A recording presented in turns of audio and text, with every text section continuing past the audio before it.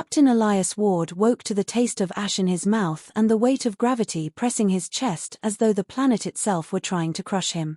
Smoke curled from the fractured cockpit around him, every breath tinged with the chemical bite of scorched wiring.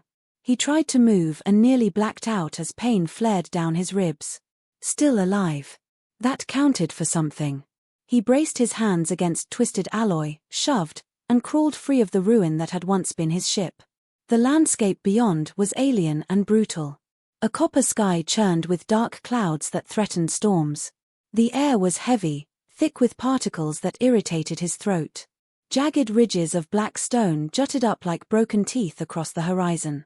There was no birdsong, no rustle of wind through trees, only silence broken by distant growls carried on the dense air.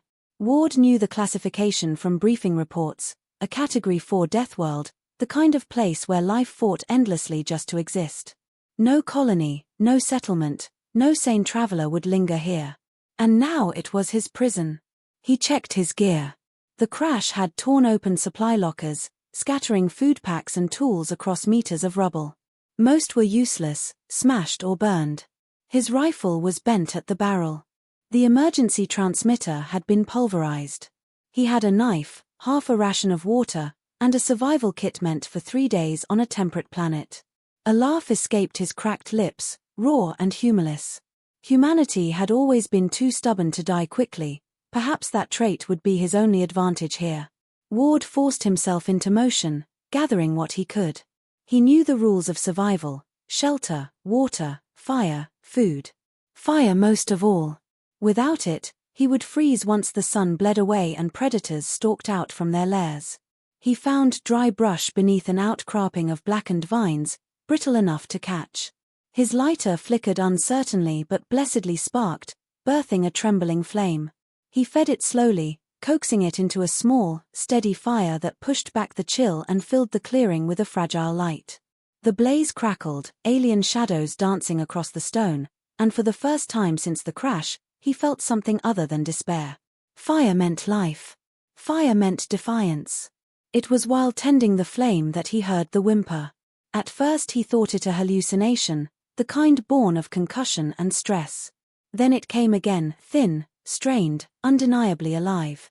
Instinct urged him to stay by the fire, but another impulse, one older than reason, pushed him toward the sound.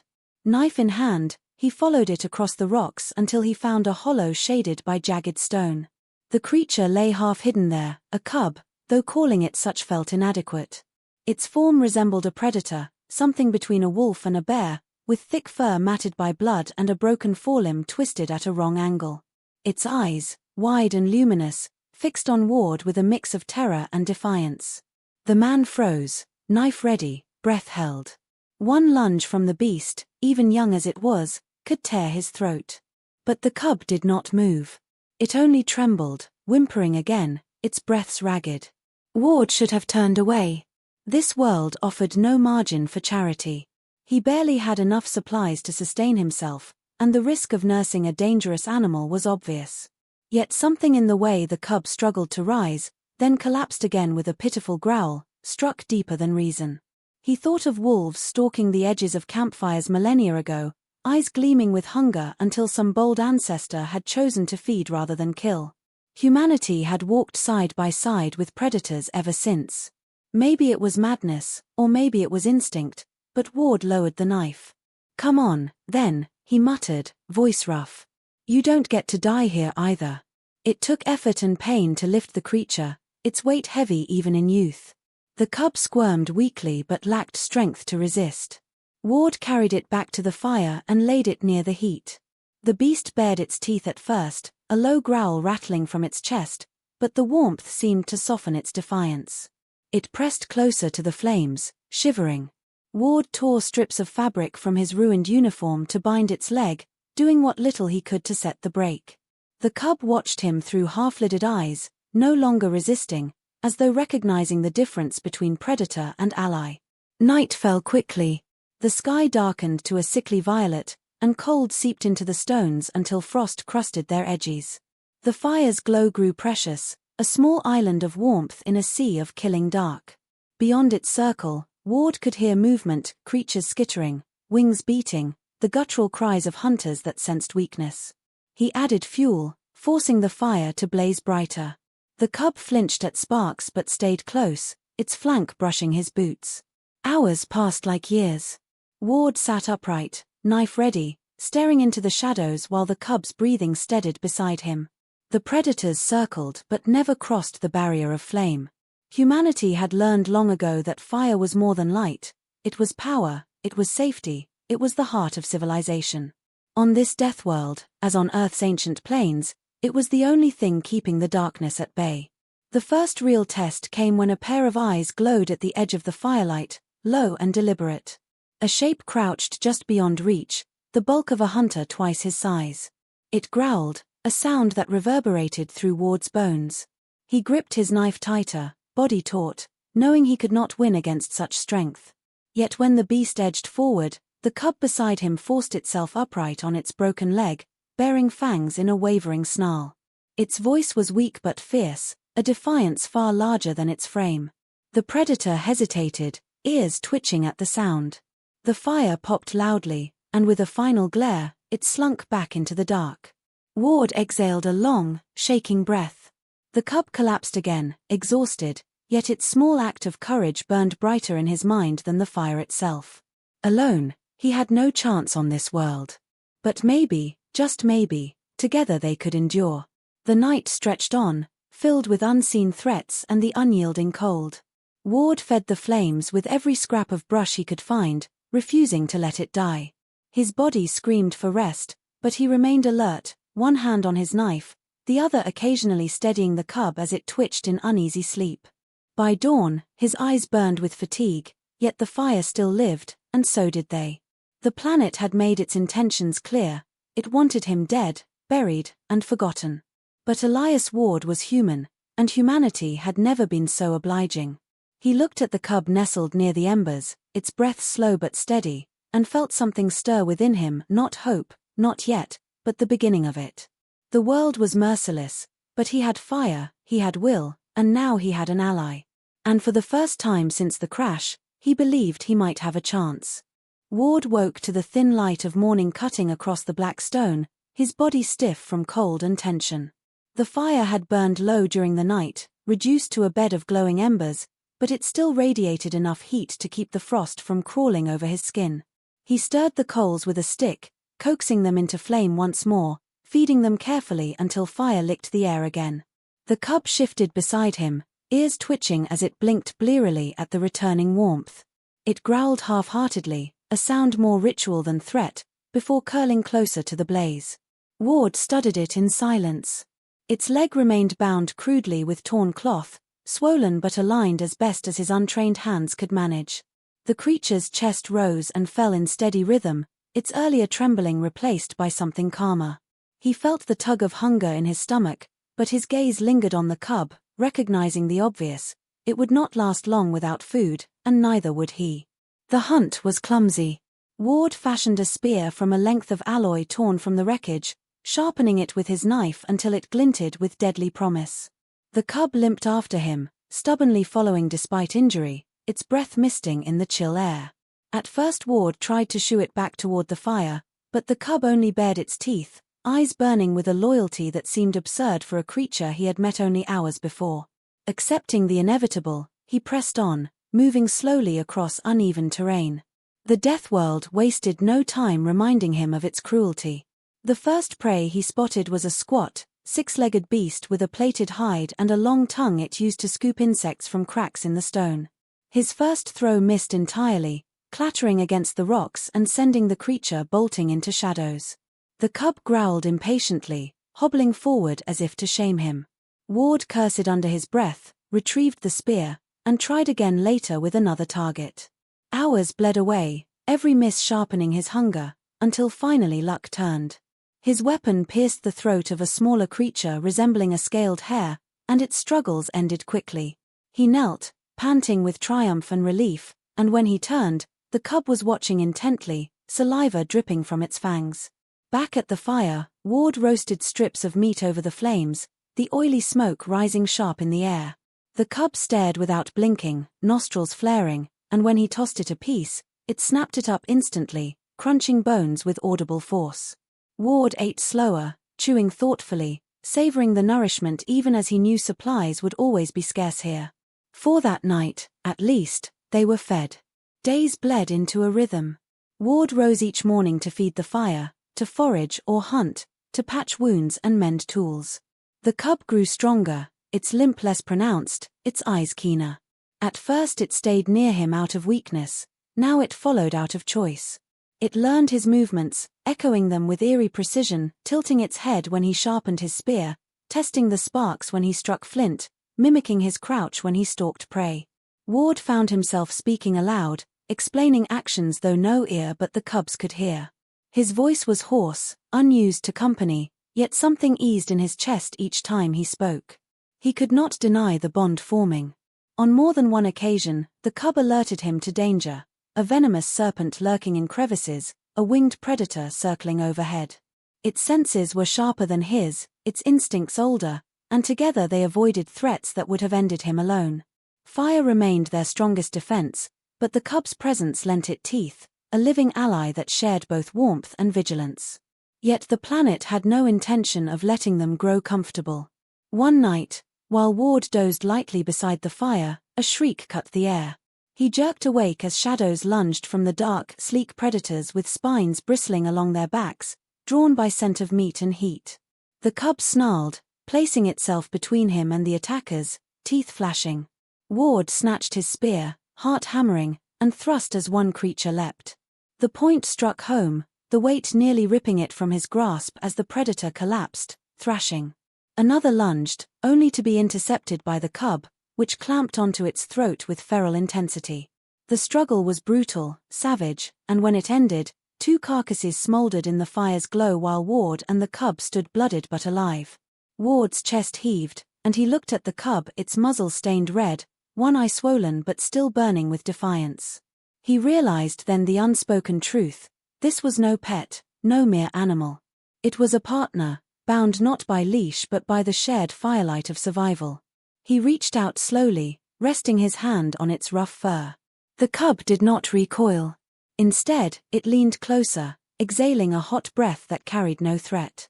The days after the attack forged their partnership further. Ward set snares with patience. The cub scouted silently, nose twitching at scents beyond his reach. He carried fire on torches, pressing deeper into terrain once too dangerous, while the cub shadowed him with quiet resilience. Each night, they returned to their flame, nursing wounds and gnawing cooked meat, the rhythm of survival weaving them into something like a unit. Still, the unease never left him. The planet felt watchful, hostile in ways that went beyond tooth and claw. Sometimes he found strange symbols scratched into rock, lines too deliberate to be natural. Once he glimpsed a figure in the distance, tall, reptilian, armored in bone. It vanished before he could pursue, leaving only the certainty that they were not alone. He kept these suspicions from his voice when he spoke to the cub, but the creature seemed to sense his unease, ears pricking at the faintest echoes. That night, as he fed the fire, Ward stared into the flames and let memory drift to earth of stories told around ancient campfires, of wolves that became companions through shared hunger and trust. Humanity had always found allies where none seemed possible. Perhaps it was their greatest strength, the refusal to accept isolation. He looked at the cub, curled now beside him, chest rising with steady breaths, and he understood that their survival would not rest on fire alone. It would rest on the bond forged here, on a world that hated them both. The embers crackled, sparks rising into the endless dark. Ward fed another branch into the blaze, refusing to let it die. The cub opened one eye, watched him, then closed it again with quiet trust. Ward leaned back, exhaustion tugging at him, and whispered into the night, "We'll endure. Together." Beyond the fire's reach, something moved. A distant howl carried on the air, not the cry of any beast he had yet encountered. It was deeper, sharper, a voice that promised intent. Ward sat straighter, spear across his knees, eyes fixed on the horizon. The cub's ears pricked, fur bristling as it rumbled low in its chest. Their brief respite was ending, and the Deathworld was preparing its next trial.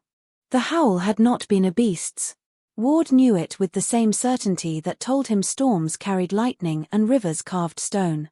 It was a call, measured and intentional, and it set his nerves humming with dread. The cub paced the edge of the firelight, growling at shadows, its broken leg now strong enough to bear weight but still stiff with old pain. Ward stroked the haft of his spear, eyes narrowing at the darkness. Predators came for food, for blood, for instinct. This sound had carried hierarchy, warning, and purpose. Something out there hunted not as animal, but as rival. The next day, Ward tested the suspicion. He ranged farther than usual, the cub at his side, and found signs that unsettled him more than any claw marks or spattered carcasses had before. A circle of stones arranged with deliberate care. Charred sticks suggesting fire had burned there. And on the wall of a narrow canyon, grooves etched in a pattern too clean to be natural. He traced the lines with a calloused finger, their meaning unknown yet undeniable. Someone had carved them. Someone with hands. When dusk fell, he returned to his camp restless, reinforcing the perimeter with sharpened stakes and arranging rocks as alarm traps. The cub helped in its own way, sniffing at distant scents, ears twitching at faint echoes Ward could not hear. They ate in silence that night, the fire's glow too fragile against the weight of knowledge pressing on him. The Deathworld was not empty wilderness, it was territory, and they were trespassers. The confrontation came sooner than expected. The fire had dwindled to embers when the cub stiffened, growling low. Ward sat up, spear in hand, as three figures emerged from the gloom. They were taller than him, their scaled hides gleaming faintly, and each carried weapons fashioned from bone and stone yet edged with lethal precision. Their eyes glowed faintly amber in the light, cold and unblinking. The largest of them stepped forward, exhaling a hiss that carried words Ward could not decipher but understood all the same. They did not see him as kin, nor as curiosity. They saw him as quarry. Ward rose slowly, never lowering his spear, every muscle taut. The cub limped forward to stand beside him, lips peeled back to reveal gleaming fangs. One of the hunters barked a harsh laugh, gesturing at the animal as though mocking the alliance. The leader motioned with his hand, and the three began to spread, encircling. Ward's heart pounded, but his mind cooled with the clarity that came before battle. He was one man with crude weapons against trained killers on their own ground. Brute force would mean death. He needed fire, cunning, and timing. With a snap of his wrist, he thrust a burning branch from the fire into the night, scattering sparks. The hunters hesitated, just long enough. Ward lunged, driving his spear into the ground near a shallow trench he had filled earlier with dry brush. The flame caught, racing along the tinder, flaring into a wall of sudden heat. The hunters recoiled, hissing, their eyes narrowing at the blaze. Fire was no stranger to them, yet Ward saw unease ripple through their ranks. He pressed the advantage, hurling another torch wide, driving them back into shifting shadows. But hesitation was not fear, and soon they adjusted. One darted low, moving with reptilian agility, forcing Ward into desperate defense. The spear clashed against bone blade, the impact numbing his arms. Another circled toward the cub, who snarled and snapped, driving it back with reckless ferocity. Ward's world shrank to movement and instinct, parry, thrust, dodge, strike. His muscles screamed with fatigue, yet each motion flowed with the stubborn refusal to surrender. A blade kissed his ribs, shallow but searing. He staggered, breath sharp, and in that instant the leader advanced, raising a weapon to finish him. The cub lunged, colliding with the scaled figure, teeth sinking into its arm. The alien howled in pain, flinging the beast aside, but the interruption brought Ward the heartbeat he needed. He drove his spear forward with every ounce of strength, the tip plunging through scales into flesh. The leader convulsed, hissed a final curse, and crumpled into the dirt. For a moment, silence reigned. The other two hunters froze, their gazes shifting from their fallen leader to Ward, who stood blooded and unbroken, fire painting his outline in defiance. They exchanged a glance, then retreated into the dark, their shapes vanishing with startling speed. Ward dropped to one knee, gasping, clutching the wound at his ribs. The cub limped back to him, fur slick with blood, but alive. It pressed against him, a growl rumbling in its throat, as though daring the shadows to return. Ward placed a trembling hand on its neck, steadying himself as much as offering comfort. His chest ached, his limbs shook, yet something fierce burned within him. He had stood against hunters who had ruled this place long before his arrival, and he had not fallen. The body of the leader lay near the fire, its weapons still clutched tight. Ward pried it free, examining the bone blade. Crude by human standards, but balanced and sharp. He kept it, not as trophy, but as reminder. The world had escalated its challenge. No longer was he only contending with beast and hunger. Now intelligence itself hunted him. As dawn touched the horizon, he sat beside the cub, their breaths mingling in the cold air. The fire crackled, but for the first time, it did not feel enough.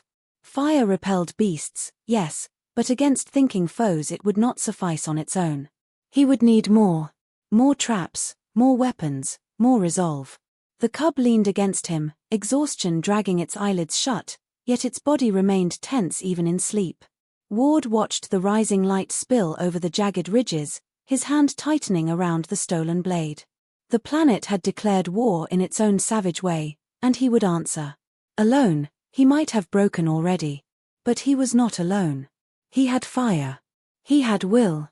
And he had a companion who had chosen to fight beside him. That was enough to endure the next night, and the one after that. The horizon seemed to shimmer with movement, and though his eyes burned with fatigue, Ward swore he glimpsed more figures watching from afar. He bared his teeth in a grim smile. Let them come. He would not die quietly in their wilderness. He was human, and humanity had never been easy prey. Ward's wound burned with every breath, but pain had long since become an unwelcome companion rather than a master. He tightened the crude bandage at his ribs and forced himself upright, the stolen bone blade at his side and his spear in hand. The cub watched him, limping but resolute, its yellow eyes glimmering with the same stubbornness that lived in his own. They had survived the hunter's first trial, yet Ward knew instinctively it was not the end. Deathworlds did not relent, and intelligent predators did not forgive. The day passed in tense preparation. He scavenged wood, vines, and shards of metal from the wreckage, fashioning spikes and triplines across the camp's perimeter. The cub patrolled with him, nose low, growling at scents Ward could not detect. Together they reinforced the trench he had burned, deepening it, lining it with fuel that would ignite at the first spark. Ward's hands shook as he worked, not only from fatigue but from the knowledge that he was fortifying not against beasts but against minds. These hunters would return, and they would not underestimate him again. That night the air thickened, heavy with the scent of rain and storm. Lightning rippled across the copper sky, illuminating jagged cliffs like momentary day. Ward crouched near the fire, eyes scanning the gloom, body taut as a bowstring. The cub paced beside him, hackles raised. The silence was wrong, too perfect, too absolute. Then the first hiss split the air. Shapes emerged from the storm, half a dozen this time, their scaled hides gleaming under the lightning. They carried weapons sharper than before, bone blades reinforced with black stone, and their movements spoke of coordination. Ward's chest clenched at the sight, but he forced his fear down, letting it harden into focus. Let's show them, he whispered, though the cub could not understand the words. The hunters advanced, slow and deliberate. Ward let them come, inch by inch, until they crossed into the line of his traps. A tripvine snapped, sending a cluster of sharpened stakes plunging down from above. One of the hunters shrieked as it was impaled, collapsing in a thrash of limbs. The others faltered, and in that heartbeat Ward thrust a torch into the trench. Fire roared upward, a wall of searing heat that painted the night in orange and gold. The storm's wind fed it higher, crackling, snapping, casting monstrous shadows across the cliffs. The hunters howled, fanning out to flank, and battle was joined. Ward fought like a cornered animal, every strike fueled by will rather than strength. His spear darted, stabbing into scaled flesh, then swept wide to knock aside blades. The cub lunged at ankles, at wrists, its fangs tearing through sinew with primal fury. The storm's rain began to fall, hissing on the fire, but Ward refused to let the blaze die. He dragged burning brands from the trench, hurling them into the fray, turning each spark into a weapon. One of the hunters broke past his guard, slashing across his shoulder. The pain was white-hot, but Ward spun with the blow, driving his stolen blade into the creature's neck. Blood hissed against the fire as it collapsed. Another charged, only to be met by the cub's unrelenting jaws at its throat. Together, man and beast stood back to back, their movements ragged but united, two survivors bound not by blood but by shared defiance. The leader emerged through the storm then, taller than the rest, armored in bone plates that gleamed under the lightning. It hissed in challenge, blade raised high, and the remaining hunters rallied at its cry. Ward felt the crushing weight of inevitability pressing down, his body battered and bleeding, his breath ragged. Yet something deeper than reason, deeper than fear, rooted him to the ground. Humanity had never bowed to inevitability. He raised his spear, voice raw as he shouted into the storm, a sound that carried not words but fury. The cub answered with a howl, deep and resonant, echoing off the cliffs. Together their voices joined, defiance given form, and the hunters faltered, if only for a heartbeat. Ward seized the moment. He grabbed one of the fuel canisters he had salvaged from the wreck, hurled it into the trench, and drove his torch against it. The explosion tore through the storm, a thunderclap of fire that consumed the trench and leapt outward in a wave of blazing death. The hunters screamed as flames engulfed them, their scaled hides blistering, their ranks scattering. The leader staggered forward, half burning, hatred in its eyes even as its body betrayed it. Ward met its charge head-on, the impact nearly breaking him, but his spear drove true, punching through armor, through bone, through the will of a dying warrior. They crashed to the ground together, the alien convulsing once before going still. Ward lay gasping in the mud, rain washing blood from his face, the fire's reflection dancing across his blurred vision. Beside him, the cub limped closer, muzzle stained, body quaking with exhaustion. It pressed against him, chest heaving, but its eyes burned steady, alive. Ward reached out, hand shaking, and rested it against the beast's head. "We're still here," he whispered, more to himself than to it. "We're still here." The storm raged on, but the battlefield quieted. The remaining hunters had fled into the night, leaving only their dead behind. Ward forced himself upright, leaning on his spear, the cub steadying him with its weight. Together they stood before the fire, battered, scarred, but unbroken. Humanity's strength was not its weapons, nor its fire alone, but its refusal to be erased. That defiance now burned brighter than the flames around them. As dawn broke, a new sound cut through the fading storm, the distant roar of engines. Ward staggered to the cliff's edge, squinting against the light, and there he saw it, a ship descending through the clouds, drawn by the inferno he had created. Rescue, fragile and real. He looked down at the cub, who gazed back up at him, and he knew the choice already. If he lived, the cub would live with him. They were no longer man and beast but partners, bound by fire and survival. The ship drew nearer, its lights piercing the dawn. Ward stood tall despite his wounds, the cub at his side, the fire blazing behind them like a banner. He had endured the Deathworld's trials, faced its beasts and its hunters, and refused to die. Now, as engines roared overhead, he felt the truth settle in his bones.